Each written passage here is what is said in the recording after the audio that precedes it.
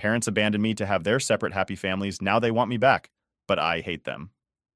At 15, life was supposed to be about exploring friendships, discovering passions, and making mistakes with a safety net of parental guidance. Instead, my world had become a juggling act of two households, each steeped in its own new family drama, neither with room for me. It wasn't just that my parents had remarried, it was that in their new lives, they had inadvertently, or perhaps conveniently, reshuffled their priorities to exclude me. My father had married Clara, the woman he had an affair with during his marriage to my mother. She had brought her son, Jacob, into the marriage, and soon after they had Mia, my half-sister. Dad's new family seemed to consume all of his energy and attention.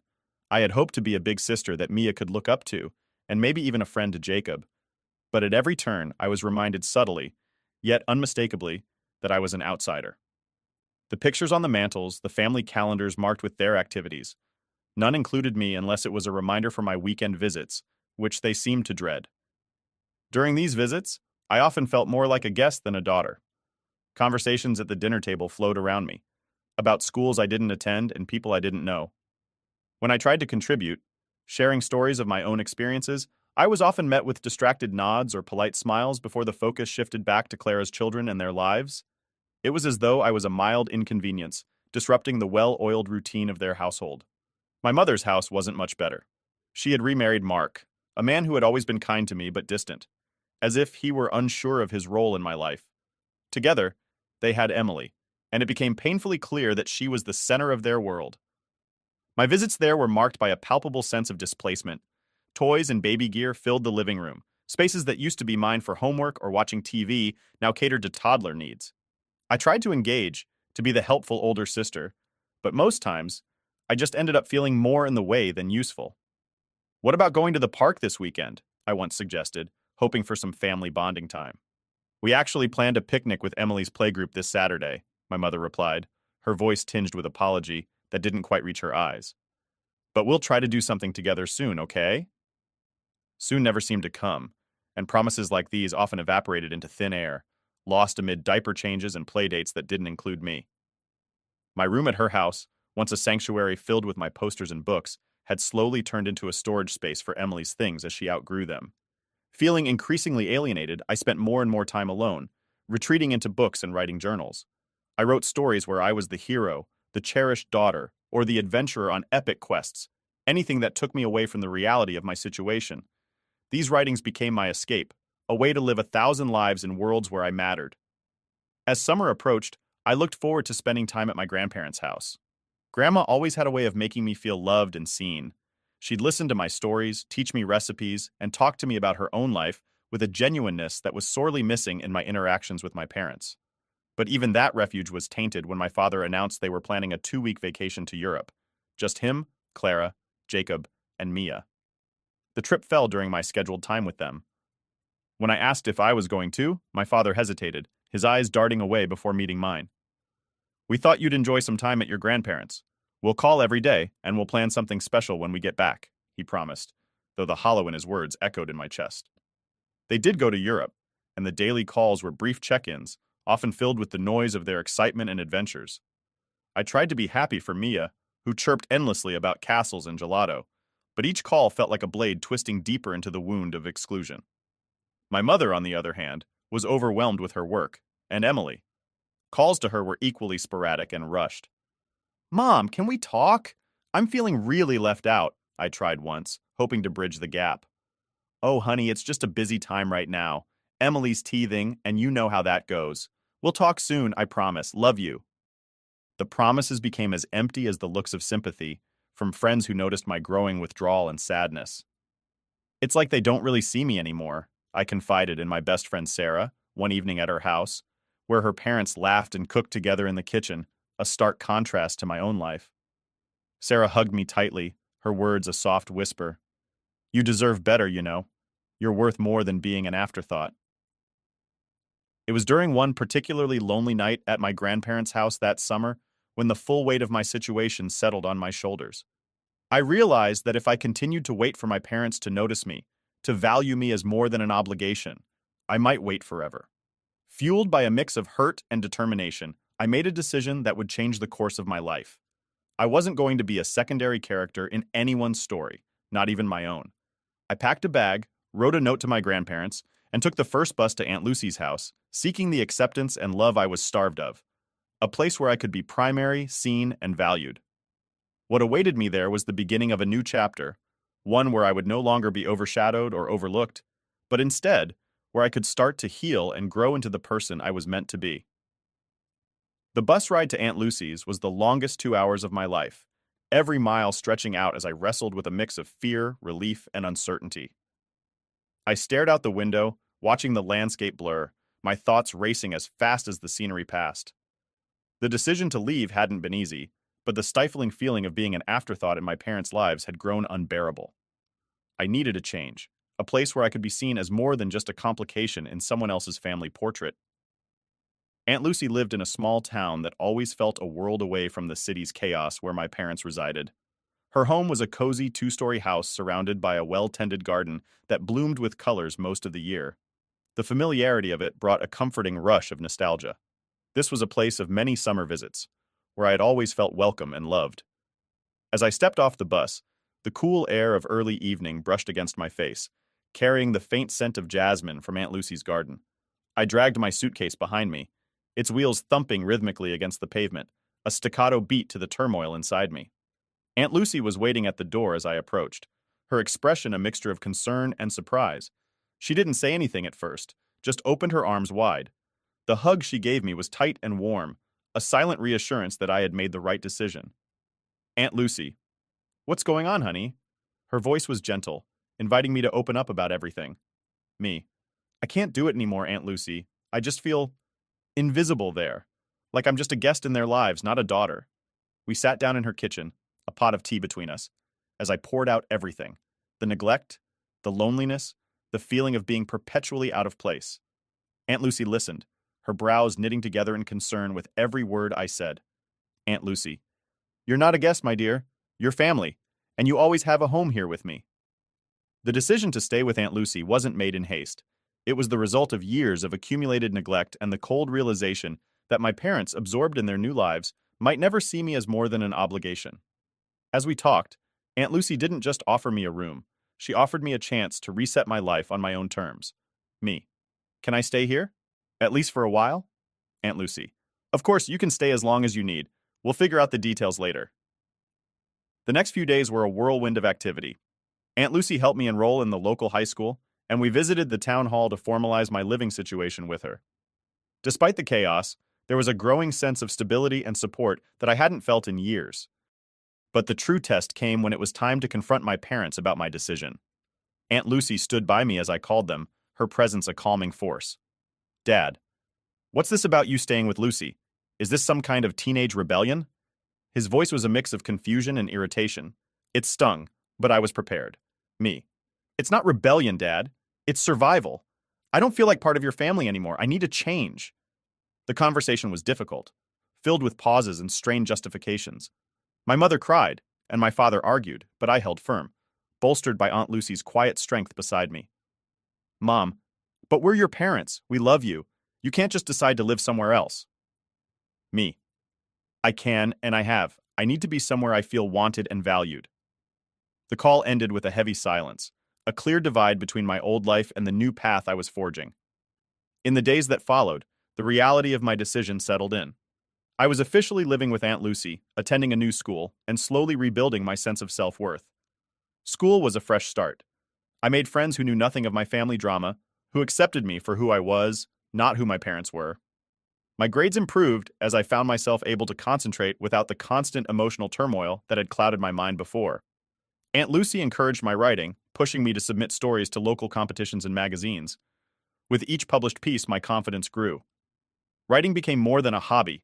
It was a lifeline, a way to process my emotions and reclaim my voice. Months turned into a year, and with every passing day, I felt stronger, more grounded. Aunt Lucy and I grew closer, our bond strengthening through shared meals, long walks, and endless conversations about life, love, and everything in between. Aunt Lucy, you're doing so well, darling. I'm so proud of the person you're becoming. Her words meant the world to me, filling the void left by my parents' sporadic attempts to reach out. Their calls became less frequent, and when they did call, the conversations were short. the distance between us palpable even through the phone. Living with Aunt Lucy wasn't just a change of scenery, it was a complete transformation of my daily life and mental landscape. The first few months were a mix of adjustment and discovery as I navigated the new dynamics of my life in a small town where everyone seemed to know each other. Aunt Lucy's house, with its welcoming warmth and walls lined with photographs of happy memories, became my sanctuary. Aunt Lucy had always been the family matriarch, the one everyone relied on during tough times. Her ability to listen without judgment and her unwavering support gave me the courage to open up about my feelings and the challenges I faced. She encouraged me to explore my interests, particularly my writing, which had always been a private escape for me. Aunt Lucy, you have a gift, you know. Your words, they have power. Why not share them with the world? Her encouragement led me to join the school's literary club, where I met other students who shared my passion for stories and storytelling. Under her guidance, I started to compile a portfolio of my work, submitting pieces to student journals and local publications. The first time I saw my name in print, a thrill of excitement surged through me. It was validation, a sign that what I had to say mattered. School became a place where I could excel without the shadows of my family drama looming over me. I made friends, real friends who liked me for who I was, not for the drama that followed me like a shadow. My grades improved significantly as I found myself able to focus on my studies, no longer preoccupied with navigating the unpredictable waters of my parents' attention. Literary Club Advisor. Your voice is unique and your perspective is insightful. You could really make a name for yourself in the writing community. Their words were encouraging, but it was Aunt Lucy's continued support that really pushed me to aim higher. She set up a small workspace for me in the corner of the living room, complete with a desk, a comfortable chair, and shelves filled with books from classic literature to contemporary fiction. It was my little haven within our home, a place where I could write, think, and dream. As months turned into years, my portfolio of writings grew. I experimented with different genres and styles, from poignant short stories to compelling essays on human nature and personal identity. My writing started to gain attention beyond the local community, with invitations to participate in regional workshops and conferences. Aunt Lucy, see what you can achieve when you believe in yourself? I'm just so proud of you. But it wasn't all smooth sailing. The emotional scars from my past with my parents sometimes resurfaced, especially during holidays or family gatherings when their absence was more pronounced. I struggled with feelings of abandonment and self-doubt, wondering if I had been too harsh in cutting them off. During one particularly low moment, Aunt Lucy found me staring at a blank page, the cursor blinking mockingly on the screen.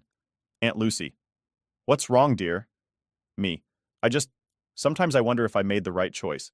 Leaving them, starting over. Was it too much? Aunt Lucy, you did what you needed to do for your own health and happiness. That's not selfish, it's necessary. And look at how much you've grown. Her words were a balm to my troubled mind. She taught me that it was okay to put my own well-being first, that my feelings were valid and needed to be respected, even if that meant distancing myself from those who couldn't provide the support I needed. I leaned into my writing even more, using it as a tool to work through my emotions and to connect with others who might be going through similar experiences. My blog, which started as a small personal project, began to attract a wider audience. People from around the world reached out to share their stories with me, telling me how my words had touched their lives or given them the courage to make changes for their own well-being. Blog comment. Thank you for sharing your story. It's like you took the words right out of my heart. You've inspired me to seek happiness too. This connection with my readers fueled my passion and reaffirmed my decision to pursue a career in writing. It wasn't just about crafting stories, it was about making an impact, about weaving my personal truths into narratives that could resonate with others. As I approached the end of my high school career, the prospect of college loomed on the horizon. I applied to several programs, each step forward a mixture of anticipation and anxiety. When the acceptance letters started to arrive, each one felt like a confirmation of my new path, of the life I had chosen to build away from the shadow of my parents' neglect. The night before my high school graduation, Aunt Lucy and I sat on the porch, looking out at the stars. It was a clear night, the sky a tapestry of twinkling lights. Aunt Lucy, you're going to do great things, my dear. No matter where you go or what you do, remember that you are loved, you are seen, and you are capable of incredible things. Me. Thank you, Aunt Lucy, for everything. I don't think I could have done any of this without you. Her smile was soft, proud. Aunt Lucy, you did the hard work, my dear. I just provided the space for you to flourish. As I prepared to step into the next chapter of my life, I carried with me the lessons I had learned from Aunt Lucy: to value myself, to seek out environments where I could thrive, and to never underestimate the power of a well-told story. My journey was just beginning, and I was ready to see where my words would take me next. As the high school chapter of my life closed, the college years beckoned with promises of new beginnings and further independence. Choosing to attend a university with a strong creative writing program wasn't just about pursuing my passion. It was a strategic decision to mold my future, to cement my identity not just as a writer, but as an individual beyond my tumultuous family background. The transition to college was exhilarating yet daunting. For the first time, I was truly on my own, navigating a larger world filled with diverse voices and stories. My dorm room became my new sanctuary, walls quickly plastered with inspirational quotes and snippets of my favorite poetry. It was here, amid the quiet hum of late-night oil burning, that my first novel began to take shape. Roommate, you're always typing away. What's the story about? Me. It's about a girl finding her place in the world despite her family. Kind of like a journey of self-discovery and resilience. Roommate. Sounds intense. Can't wait to read it someday. Her casual interest sparked a further drive in me. I spent countless nights refining my characters, weaving in elements of my own experiences with fictional twists that allowed me to explore deeper themes of betrayal, acceptance, and healing. Classes were a revelation. Professors challenged my thinking and stretched my abilities. I thrived under their guidance, soaking up every critique and discussion, using them to fuel my writing. One professor in particular took a keen interest in my development. Professor Harding. Your voice is unique, and your narrative technique is sophisticated for someone your age. Have you considered publishing? His words were both a validation and a challenge. Publishing had always been a dream, a far-off goal, but Professor Harding's encouragement brought it within reach.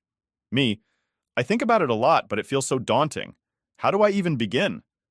Professor Harding, start by sharing your work. Enter competitions, submit to journals, get feedback. It's all about taking those first steps. I followed his advice, sending out pieces to various magazines and entering every writing contest that seemed a good fit. Rejections were plenty, each a sting. But then the acceptances began to roll in, each one a small victory, a step closer to my dream. By my sophomore year, a short story of mine won a national writing competition. The story, a reflective piece on lost childhood and the quest for identity, resonated with many, earning me a small but appreciative following. Literary magazine editor. Your story has touched many of our readers. We'd love to feature more of your work. This recognition was more than an accolade. It was affirmation that my experiences, my voice, had value in the wider world. It propelled me to finish my novel, a process that was both cathartic and transformative. Balancing academics and writing was a challenge, but the discipline it required shaped not only my time management skills, but also my priorities and ambitions. The novel became my thesis project, a culmination of my college experience and personal journey. Graduation approached with the promise of new beginnings. My novel, now complete, was a manuscript brimming with the essence of my struggles and triumphs. The process of querying agents and publishers began, a daunting phase filled with hope and uncertainty. Then, just a week after graduation, a call changed everything. Agent, we love your manuscript. It's raw, powerful, and beautifully written. We believe it has significant potential. Let's talk about your future. The offer to publish my first novel came as a surreal moment of triumph. My work, once a private solace, was about to be shared with the world. The excitement was overwhelming, but so was the anxiety of how my story, so deeply personal, would be received. The months that followed were a whirlwind of edits, cover designs, and marketing plans. I was involved in every step, determined to ensure that the final product was true to my vision. Launch day was a mixture of nerves and excitement. Holding the first printed copy of my novel was a moment of profound achievement. The cover, featuring a lone figure standing at a crossroads, perfectly encapsulated the essence of the journey within. Aunt Lucy, I always knew you could do it. This is just the beginning, my dear. Her pride in my achievement was a balm to the lingering doubts about my family's absence in this significant moment. They hadn't been part of this journey, their interest in my life having waned to sporadic, almost obligatory calls that barely scratched the surface of genuine connection. The novel hit the shelves and was met with enthusiasm. Reviews praised the authenticity of the narrative and the compelling voice of a new author who had not only written a story, but lived it. Book review. A stunning debut that delves deep into the complexities of family and personal growth. A testament to the resilience of the human spirit. As interviews and book signings filled my schedule, I felt a sense of fulfillment that went beyond professional success. My story was out in the world, touching lives, encouraging others to face their past and forge their own paths.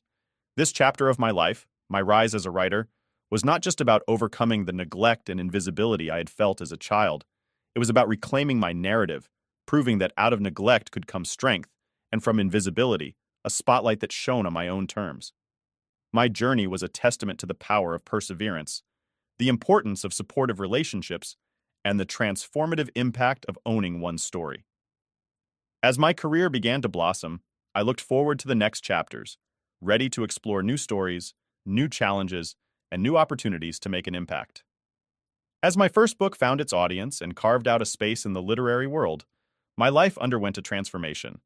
The once uncertain writer, who grappled with feelings of neglect and invisibility, was now standing confidently on her own 2 feet, recognized and respected. This new chapter wasn't just about embracing independence, it was about confronting the past and negotiating the complexities of potential reconciliation with my family. The success of my book brought unexpected challenges, one of which was the reemergence of my parents in my life. Their sudden interest coincided suspiciously with my growing public profile. My father reached out first, his voice a mixture of pride and awkwardness over the phone. "Dad, I read your book. It's really something. You've done well for yourself, and I just wanted to tell you that I'm proud." Me. "Thank you, Dad. It means a lot to hear that." The words were polite, but I felt a surge of mixed emotions. His praise was something I had longed for in my youth, yet now it rang hollow, complicated by years of distance and detachment. As I navigated the waters of newfound fame, my mother also made attempts to reconnect. She sent emails filled with apologies and explanations, trying to bridge the gap of years with words that seeped with regret. "Mom, I know I wasn't there for you as I should have been. I can't change the past, but I hope we can build something new. Maybe start over?" Reading her words, I felt the old ache of abandonment stir within me. The desire for a family that cared was entangled with the pain of their previous neglect. I turned to Aunt Lucy for advice, her wisdom always a guiding light. "Aunt Lucy, you have the power to choose who you let into your life now. Whatever decision you make, ensure it's for your happiness, not out of obligation or guilt." Her advice resonated deeply. I was no longer the powerless child yearning for attention and love. I was an accomplished adult who could set boundaries and demand respect. I agreed to meet my parents, each separately, to explore the possibilities of reconciliation. The meetings were emotionally charged, each a delicate dance of old hurts and tentative hopes. Meeting my father at a quiet cafe, we talked awkwardly at first, tiptoeing around the deeper issues. Eventually, our conversation ventured into more personal territory. "Dad, I missed a lot, didn't I? I'm sorry for that. The book, it opened my eyes to a lot of things I didn't want to see before." Me. "It wasn't just the book, Dad. It was years of feeling left out. I'm glad you're seeing it now, but it's hard. It's really hard."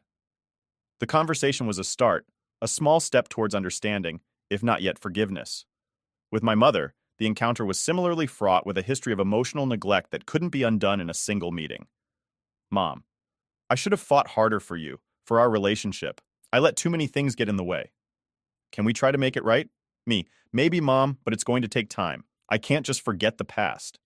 In the midst of these tentative reconnections, I continued to write. My experiences with my parents fueled my second book, a deeper exploration into the themes of forgiveness and resilience.